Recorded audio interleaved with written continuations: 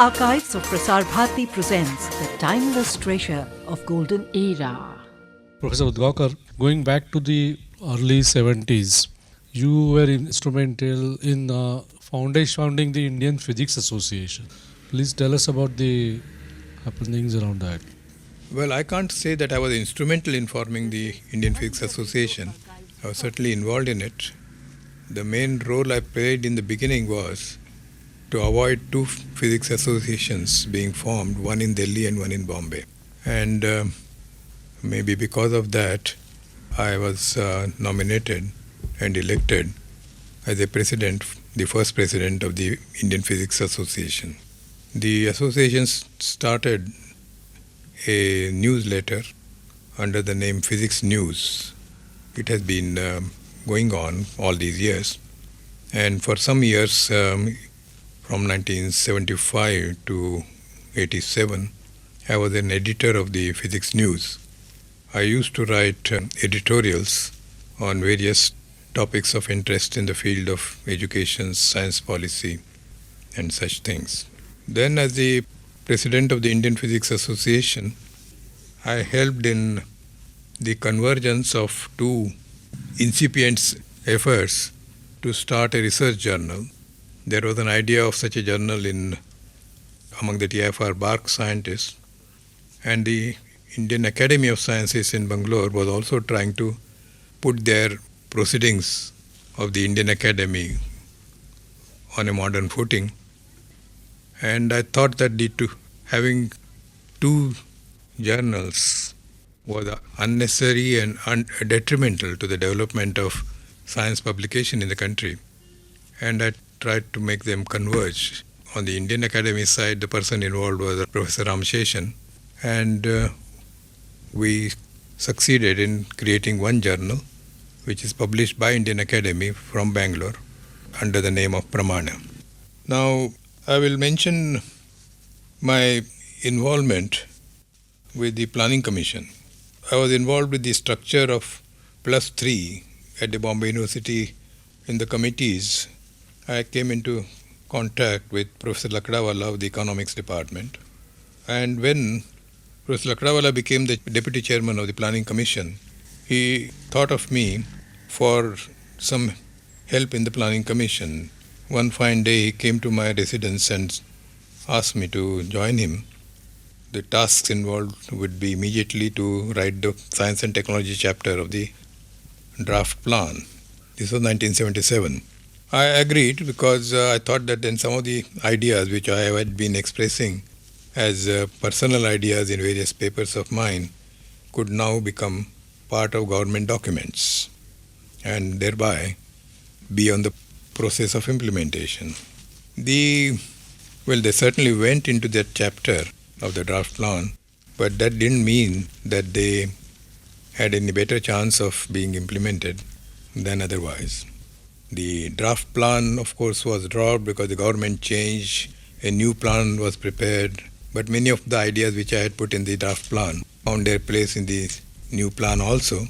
But I soon realized that there is one thing in such documents which I call the prose, which is fine language of saying that this should be done, that should be done, etc. And the poetry, which is the financial allocation for different things. So this is true not only in the Planning Commission document. I saw the same thing later on when I was working with Pugwash. Now I noticed one thing in the Planning Commission, that when the allocations were being discussed for different departments of the government, there was a considerable difference in allocations to different departments, and sometimes very unrelated to the financial activities of that department. I'm talking about science and technology allocations. Now, soon one saw that the science and technology allocation to a department was small, was often because of the fact that there was no science awareness in that department, no awareness of what science and technology can do to improve the services of that department. There was no scientific thinking in that department. So I wrote a little paper suggesting a restructuring of the science and research section of the Planning Commission, and correspondingly suggesting that there should be a small science and technology group in each of the ministries so that the science awareness in that ministry is enhanced and that ministry makes more and more use of science and technology. Unfortunately, this didn't go very far. I left the working for the ICSSR after 2 years. I stopped working for the Planning Commission in 1979. I had agreed to work with them for 2 years. I was not full-time in the Planning Commission. I was still with the TIFR, but just making visits to Delhi, spending about 10 to 15 days every month there. Soon after I left the Planning Commission, I ran into the person who was Cabinet Secretary during that period. I was taking dinner in the India International Center, and he was sitting at a table somewhere nearby. When he saw me, he came to me and said, "Udgaonkar, I hope you are continuing the good work at the Planning Commission." So I said, I'm no longer there.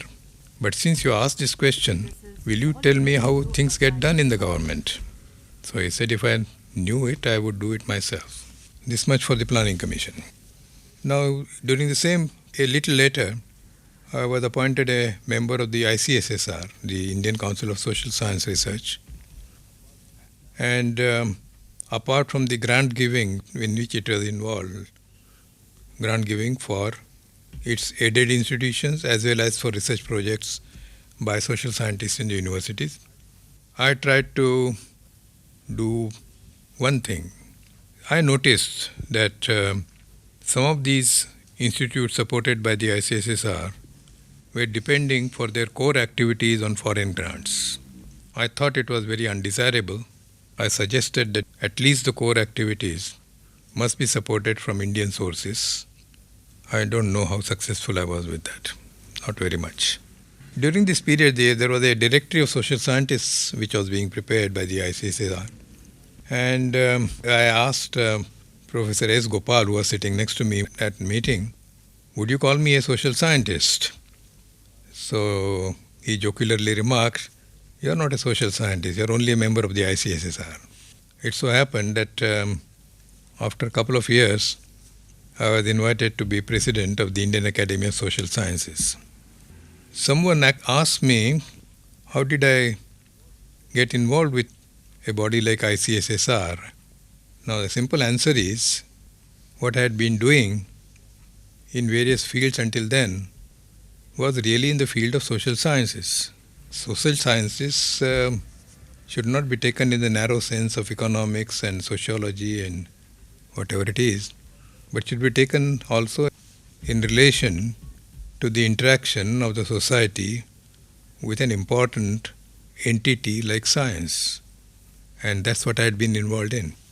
So you were also president of the Maharashtra Academy of Sciences, and then as you said, Indian Academy of Social Science, you are president. You are president of the Marathi Vignan Parishad, and also some other bodies. Again, since you are talking about science and society, so that is where you have been working for quite some time. What was the motivation for this? Was it same as that motivated you to go for improving the university education, or was there some other consideration also that weighed? See, Maharashtra Academy of Sciences, the first president was Dr. Homi Setna, and I was involved in the early discussions by some scientists in Maharashtra about the formation of an academy which will bring together these scientists in Maharashtra. And after Dr. Setna, I was invited or elected to be a president. And I thought that one could do something useful in the sense of using the brain power of the scientists to work on, study and recommend to the government things to be done with the help of science in Maharashtra. Now, while I had earlier been involved in making a report on education, school education, and then the education at +3 level, with the help of some colleagues like V.G. Kulkarni and M.R. Bhide, Karkhanawala. And I found that hardly any scientists were interested in spending time in actually forming a study group and working out things for consideration of the government. Again, the same kind of apathy or passivity. See, we want somebody to do something, but one doesn't want to spend time on it. I was not able to do much as president. As far as Marathi Vigyan Parishad is concerned, I was a life member almost from the beginning, but had not been able to take much part in the programs, except to take part in some seminars, like in subjects like can Marathi become a means of propagating science, studying science, medium for science, etc. Or on in seminars on things like removal of superstitions, Andhashraddha Nirmulan, etc. But in 76, I was somehow asked to the inaugural speech at the annual session of the Marathi Vigyan Parishad at Hyderabad. And I talked about scientists and the propagation of science. The speech was well received. In fact, well-known Marathi periodical Sadhana had a longish report on that speech where it summarized what I had said.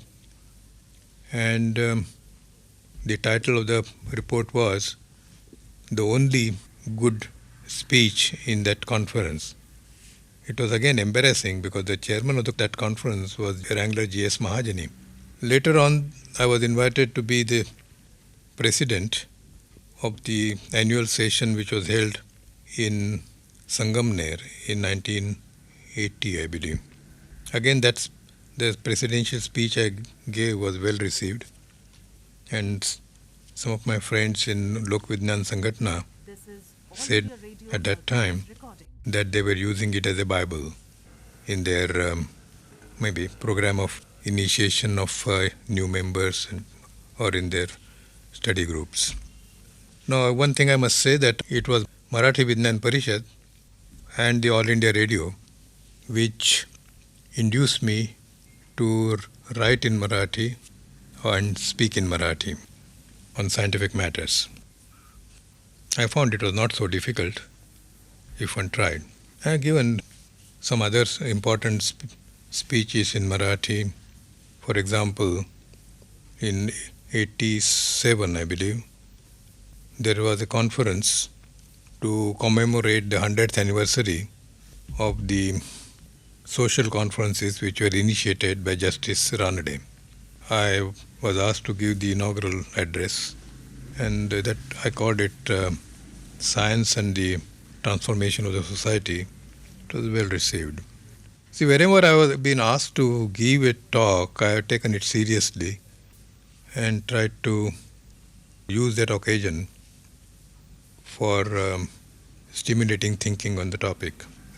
Now, while you're talking about Marathi Vigyan Parishad, an activity which came to me partly as a result of the association with Marathi Vigyan Parishad was that I was invited to be the chairman of the National Organizing Committee of the Bharat Jana Vigyan Jatha. That was in 1987. The moving spirit behind the Jatha was MP Parmeshwaran, who was an active member of the Kerala Shastra Sahitya Parishad, which had organized several such Jathas. And as you know, Kerala Shastra Sahitya Parishad is a very strong science popularization movement. And the idea was to have a similar effort at popularization of science by having an all India Jatha. Now, about 20 or 25 science popularization organizations like Marathi Vigyan Parishad got together at a meeting in Delhi. I was also invited. I didn't know at that time what they were contemplating. I took part in the discussions, and at the end of the meeting I found that they asked me to be the chairman of the National Organizing Committee, probably because they wanted some scientist who would be interested in such activities to be the chairman. And they had some faith in me, though I had not met the representatives of many of those organizations. But I think you already had a record that you are not a ivory tower scientist. That is it. I mean, they must have been aware of that. yeah, that they would have been aware of. And now, since I'm talking at an All India Radio archives interview, I might mention that apart from several talks that I have given at the All India Radio, I have taken part in two important science popularization activities of the All India Radio. One was the 14-part serial called Vijnana Vidhi, that is scientific method, which was prepared by the All India Radio and which was broadcast in 14 languages all over the country. And encouraged by that, the All India Radio had a more ambitious activity, a 104-part serial on evolution of man. So I was chairman of the committee for both these serials, which met to discuss the contents of these serials. I was able to attend all the meetings of the first serial. Second one I could not because I was not keeping too well. So I attended some meetings in the beginning and afterwards I couldn't. I think after this we could, while we are talking about science popularization, maybe at this stage one could discuss, say a few words about my involvement of the propagation of scientific temper. Yes, you are one of the signatories Yes. for that scientific temper document. Yeah. And one thing I will also like to stress here, that all these activities, because earlier, from quite younger age, you have been getting peer appreciation by various means, fellowships and other things. Whereas you started getting social appreciation around this particular time. So, for example, you got Mabhushan, you got Hariom Ashram Trust Prize, etc. So we'll also like to know about this thing, if you just describe how things happened around this time. I had been giving some talks on scientific temper here and there, but I wrote a more serious paper on scientific temper for a conference which was organized by the Nehru Center in 1979. And the main point I made there was giving examples that what is more important in our country is not the increasing the scientific temper of the masses, but improving the scientific temper of the decision-making elites. Next came the Statement of Scientific Temper in 1981. There was a tendency to make a narrow definition of scientific method, too restricted a definition, which I softened. And there was also not sufficient emphasis on science and society, except in a very academic manner. So that again I tried to modify. You stress something, I think, like science for society should also be considered as part of scientific temper. That was your main suggestion, Right. contribution to that. Now, in 1984, Mr. M.P. Rege, Professor M.P. Rege, a well-known philosopher, suggested to me to have a dialogue on Adhyatma and Vijnana. I enjoyed that dialogue. That's all I will say at this moment. And there was also an article I wrote once in Yojana, and it was called Religion, Help or Hindrance, and so on. So I have been once in a while writing on the broader question of relation of science with religion, spirituality, Many other aspects. and similar and many other aspects.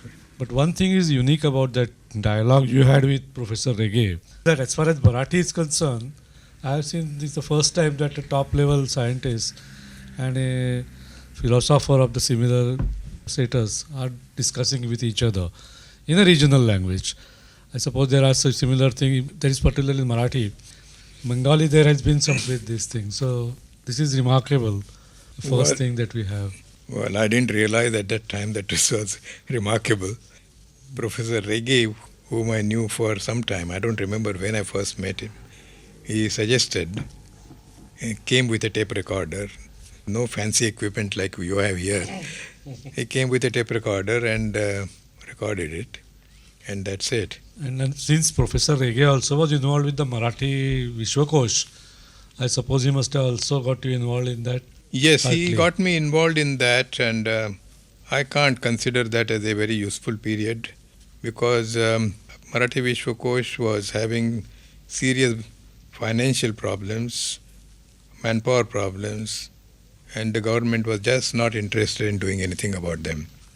And the meetings were largely relating to these problems, in which I was not very much interested. It was sad that a person of the stature of Professor Rege had to plead again and again with minor officials in the government for releasing money.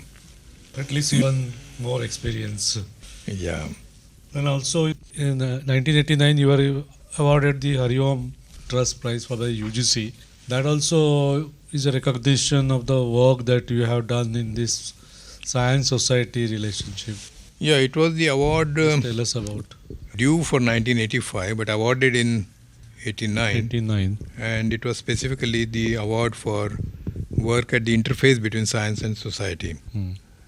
Earlier, I had received the award of Padma Bhushan from the President of India. I would imagine they did not say so explicitly in the whatever they wrote, that it was also for what I had tried to do at the interface between science and society. Professor Udgaonkar, you have also written on history of science, ancient Indian science, etc. How did you come to that topic? Was it because of your wife, who is a PhD in ancient Indian history? See, like most of my writings, this also came because participation in a conference on the history of science in India and France, which was a binational conference some years ago. Now, PM Bhargav, who was looking after this on the Indian side, he wrote a letter to me asking me to talk about this topic in general. Now, the question as to why India, in spite of its rich history in science in the past, had not been able to maintain that tradition and slide it back was something of interest to me, but I was very reluctant to write anything or speak on this topic because my knowledge was next to zero. But PM Bhargav is a good friend of mine. He insisted because he knew that if I accept that topic and talk about it, then I will study it and do something reasonable. So I spoke and then wrote for that conference. And after that, D.P. Chattopadhyay, who was organizing a project on the history of Indian science, philosophy and culture, very ambitious project that he has been organizing, he asked me to attend some of the workshops that he organized. And I made remarks wherever I thought I could be useful. And he again insisted that I put down my thoughts in writing for his project. So I did that. And later on, when I was invited to give the D.S. Kothari Memorial Lecture at Bangalore by the Indian Institute of Science, I chose this topic. I worked on it a little more. And that's about my interest in this area. I'm continuing this interest, reading about it, but I have not written anything more recently. If time permits, I may write. Let's see. Professor Udgaonkar, you have been received many honors and recognition in various fields. I mean, you have got peer recognition quite from earlier days. You got the membership of the ICTP Trieste, then fellowships of both the national academies, so members of commission of particles and fields, etc. And these are the honors and recognition you got. You also moved around in the international scene, went to France and then USA, various visits to Europe, etc. Later on, you have been involved in science on the Science Society interface. And for example, you are receiving Padma Bhushan and the UGC Hariom Ashram Prize in around 89 is a kind of a recognition of the other work that you have done on the Science Society interface. I mean, at around this time, you also enter the international arena in this capacity. For example, when you become the member of the Pugwash movement, I think it around 1987 or so. So how did it come about? See, as far as the awards are concerned, I consider them as occupational hazards. They come on the way when you are trying to do something, and you accept them as they come. One feels happy that when the peers are recognizing you, but that's about it. I don't dwell very much on that. Feels good. Now, yes, one feels that it is a recognition of the feeling of at least some people that you are not wasting your time. See, otherwise, one many times thinks that whatever you are writing or speaking about is a cry in the wilderness. So it counteracts that kind of feeling. Now, as far as Pugwash is concerned, my involvement with it is from 1976, when the annual Pugwash conference was held in Madras. At that time, there was a largish contingent of Indians participating in it. And I wrote a paper on the social responsibility of scientists. I suggested already in that paper that one needs a code of conduct or guidelines for scientists in relation to development. I was concerned about many aspects of the relationship between the North and the South, the developed industrialized countries from Europe, America and USSR, and the countries, poor developing countries from the South. Third world, Raju. Third world, yeah. This was followed by a longish paper on this question that I mentioned about the relationship in science between scientists in the North and in the South, the impediments to good interaction between between such scientists. It was a longish paper. It was well received, and I documented the impediments in a very systematic manner, so nobody would contradict what I had said there in that paper. I presented that paper to the next Pugwash conference at Mühlhausen in East Germany, and it went to one of the working groups on social responsibility of scientists for discussion. I was the co-chairman of that working group, but there was no discussion. The Pugwash participants are largely from the developed part of the world, very few from the developing part of the world. Just about 10% are from the South. And those from the North were probably found it very awkward to say anything because they could neither accept nor reject what I had said. So when I asked about what should I write about that paper in our working group report, they asked me to prepare the summary of it, which I did. I put it in the report.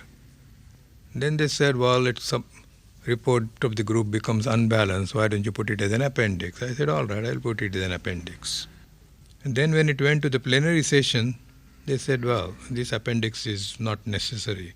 We'll only say that the Pugwash considered the paper of Prasud Gaonkar and agreed to arrange a workshop on the question of that he has discussed and try to prepare guidelines for scientific cooperation in relation to development. I said, all right, if the workshop is being organized on this question, I didn't worry about inclusion of what I had recommended at this stage. So we had a couple of workshops on this question. There was a working group which was appointed by the Pugwash. We made recommendations which go under the name of Pugwash Guidelines for International Scientific Cooperation. Unfortunately, whatever we have said there remains a problem even now. I had hoped that the impediments and the measures, impediments to scientific cooperation and the measures that should be adopted both by scientists from the developing countries and developed countries and by the international organizations should inform those involved. It's a slow process.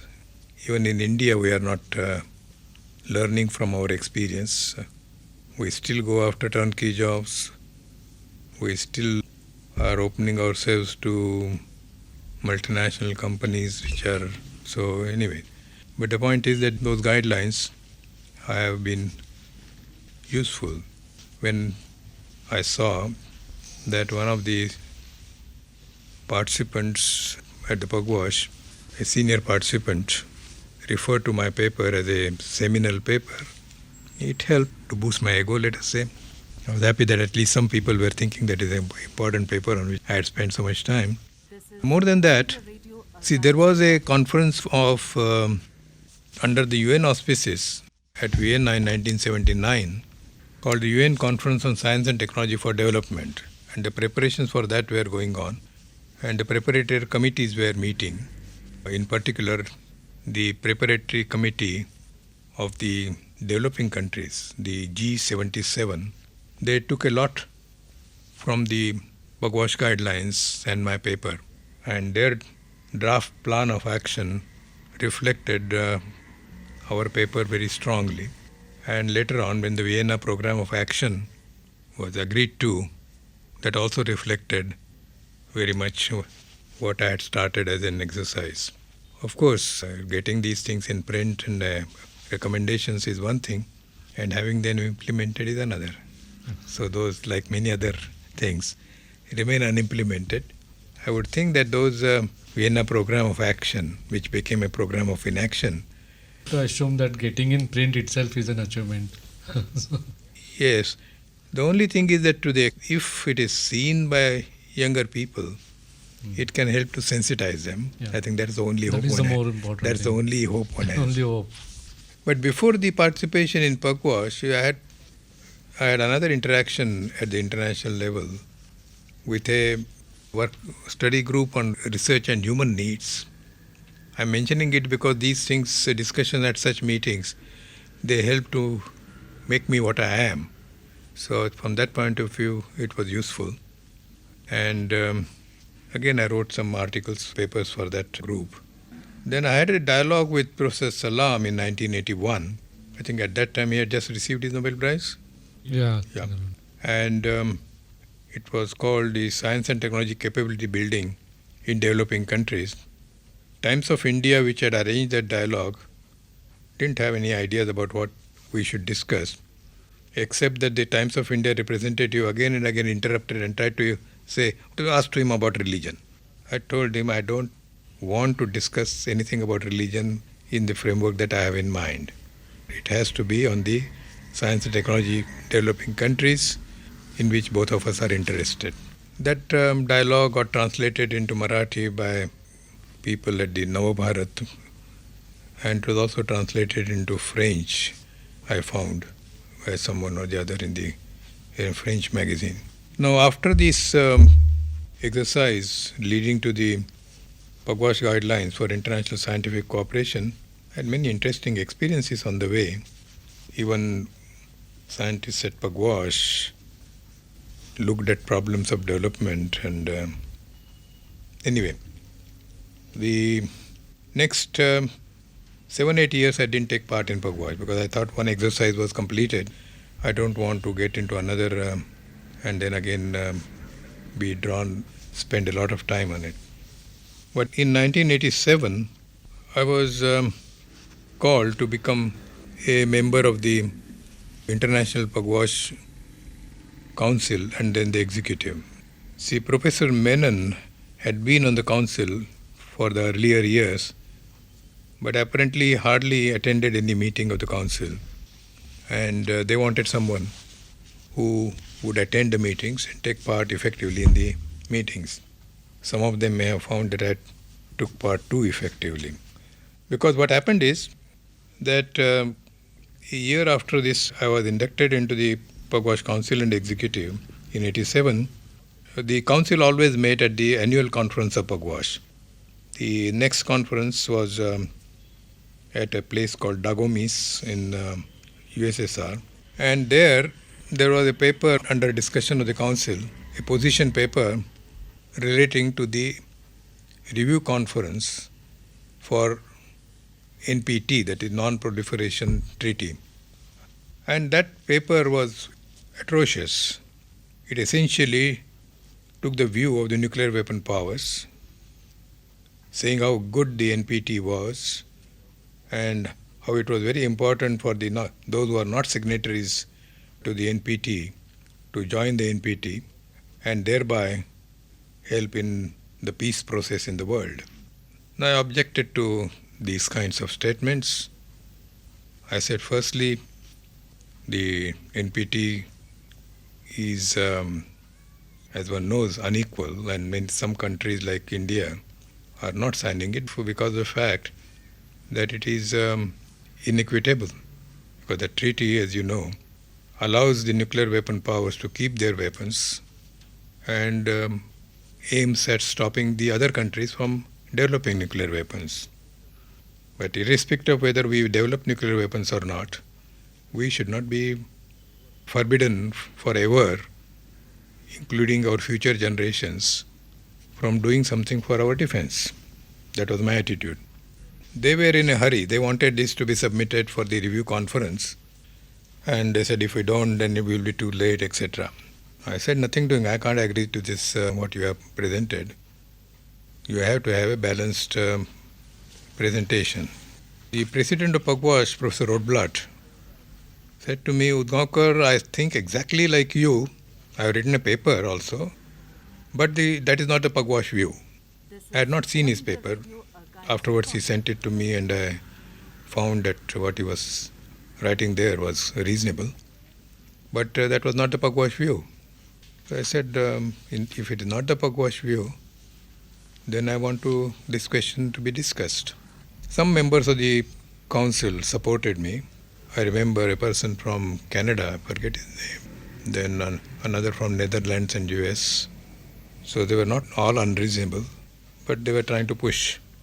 Ultimately, it was agreed that the question will be discussed at the next meeting of the executive, and the executive then will prepare that paper on behalf of the council. And I was asked to prepare the draft for that meeting. Was held in London a few months after the Dagomis meeting. I prepared the draft. It was discussed, and ultimately most of the points I made got included in the position paper. I must say that apart from some members, executive, were essentially quiet, but one scientist from USA, John Holdren, I found he was very good in reconciling positions, and later on he often wrote the reports for Pugwash as chairman of the executive.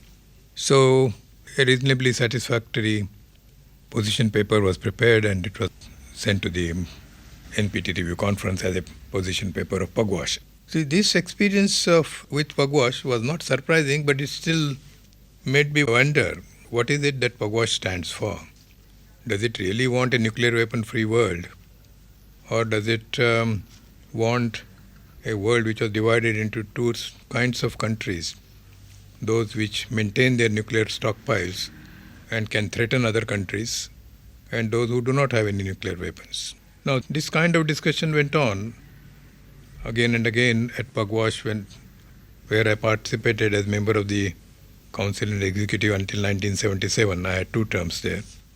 And I tried to persuade the colleagues there that one must have, if one wants to progress with anything like the NPT or the CTBT, which after a few years came under active discussion. CTBT is the Comprehensive Test Ban Treaty. That treaty would have banned all those countries which had not yet exploded nuclear weapons. It would ban all countries from having any nuclear tests. It did not matter for those countries which had the nuclear tests already. These countries had already carried out 2,000 tests, of which more than 1,000 or 1,200 were carried out by USA. But the bar was meant for other countries.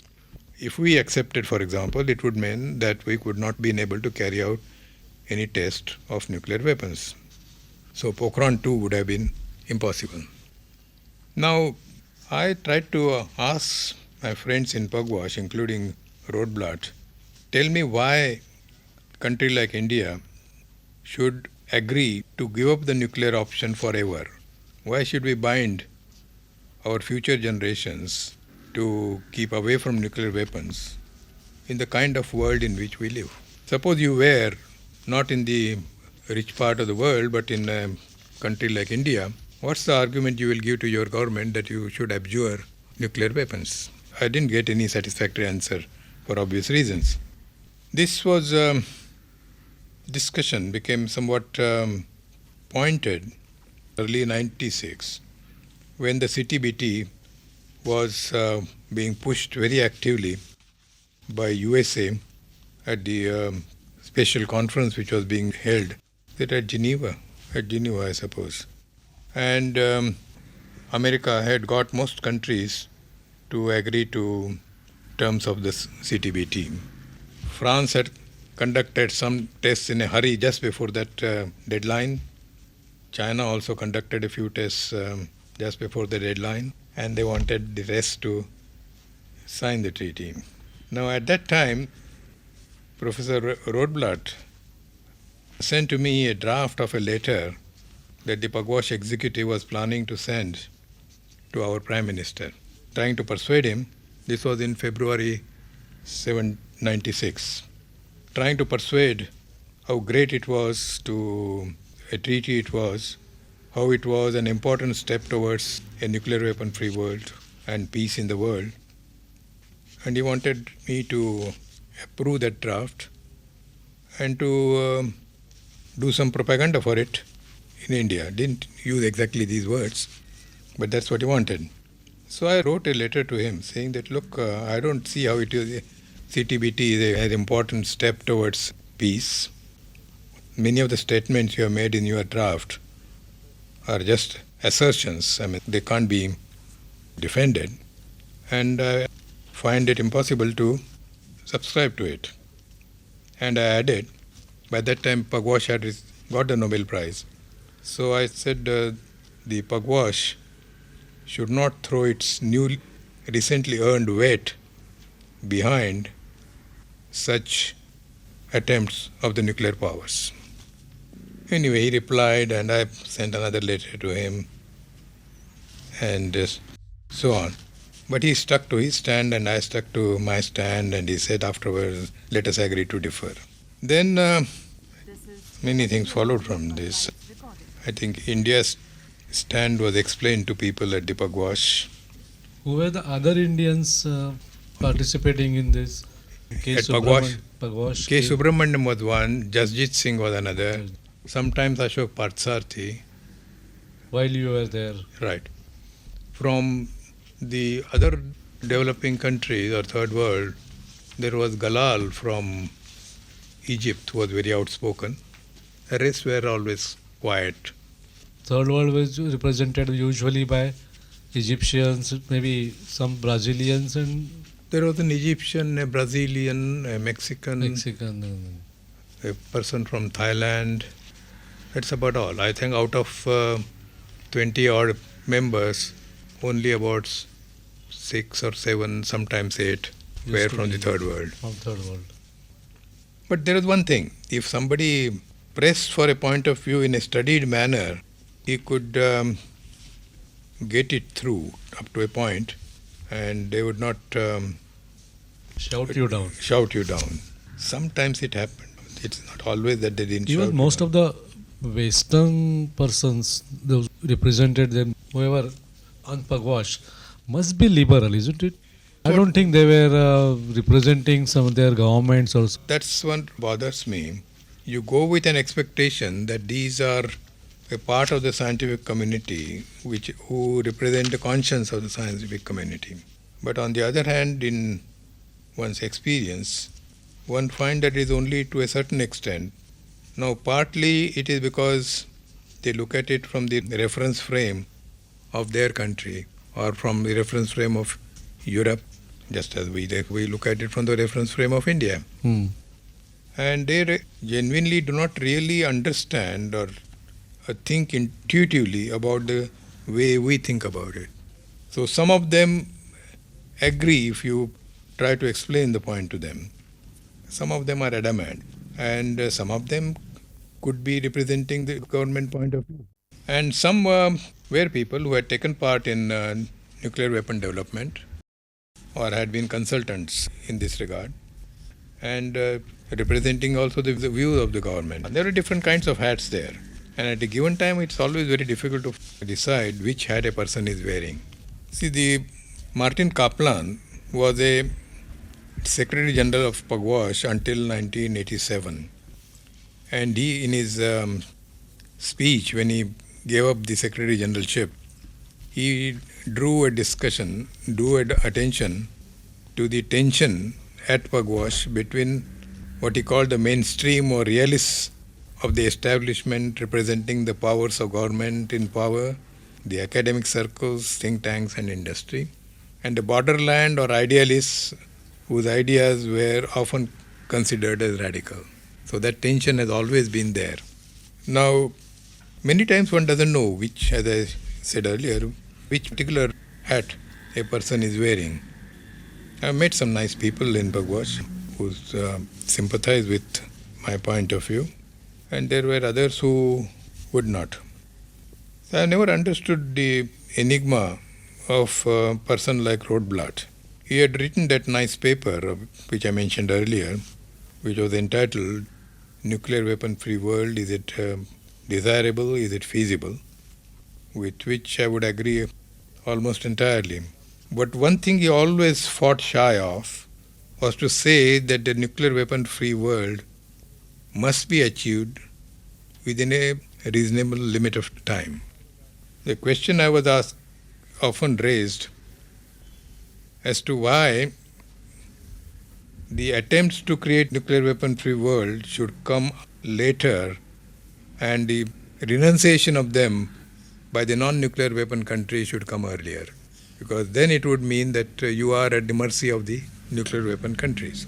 He had no answer to this, and this became more and more poignant because USA was refusing to have the question of a convention to eliminate nuclear weapons in the UN body which deals with such questions, which is the Conference on Disarmament.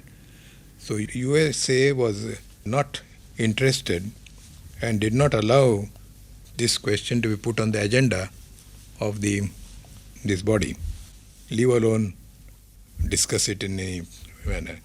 And once USA decides that it doesn't want something on the agenda, you can't have it on the agenda.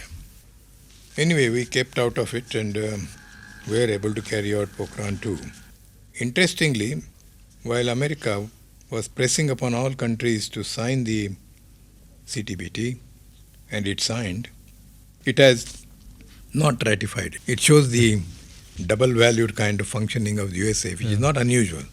It's what it does is to try to get other countries committed to some and retain the freedom itself. It has done the same thing about the Kyoto Protocol. And still they don't understand why others are suspicious of. Yeah. Now about my Pugwash experience, I will talk about one more thing. There was a Pugwash workshop on FMCT, that is the Fissile Material Cut-off Treaty. Oh. The idea here again of the people led by the Americans was that all countries should stop manufacturing any nuclear material like plutonium or uranium-235 so that those which do not have this material will not be able to make weapons, and those which have a small amount will be able to only have a small stockpile. Nothing to be asked about huge stockpile that the Americans or the other nuclear weapon countries have. I attended this workshop and raised various questions as to why other countries should commit to such a thing when the nuclear weapon countries are not willing to get rid of their stockpiles. Then the Secretary General of Pugwash made an observation, and I quote him, "Optimum should not be allowed to be the enemy of the good." So I asked him, good for whom? See, it just represents the Euro-Americano-centric kind of thinking which prevails. I think we will have to expect this at all international fora. Whatever they try to press with us as the international consensus or is usually the view of America supported by its own chelas and nothing more than that. And a well-known American has said this, namely Samuel Huntington. He has written this book called, which is a famous book, Clash of Civilizations. And while he has a small section on nuclear weapons, and he says there, I don't remember the words, but he says that what is passed on as international thinking or international consensus is usually the thinking of a few countries, in particular America. I think we should beware of that. And also avoid, when it comes to our turn, that kind of hubris. Also. Yes. So now that we have almost come to the end of this autobiographical recording, let me ask you a general question overall.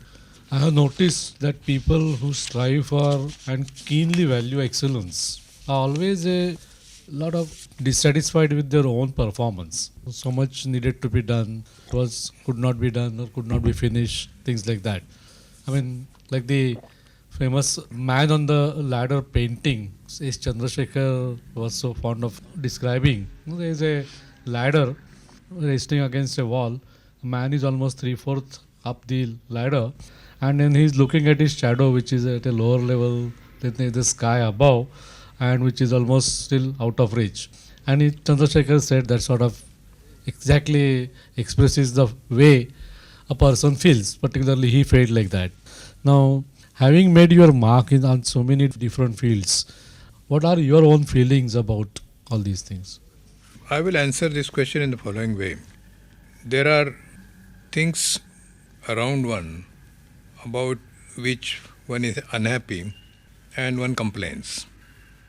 Now, if one doesn't try to do anything about them, then one has no business to complain.